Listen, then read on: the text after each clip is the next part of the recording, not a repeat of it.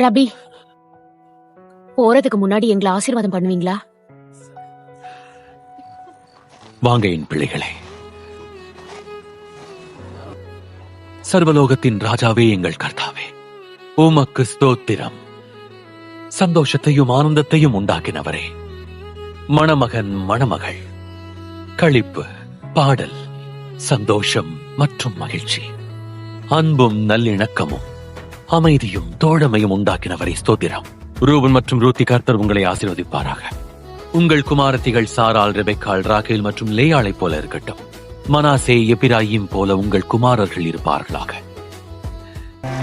கடவுள் எழுதுதே மனுஷ பிரியம்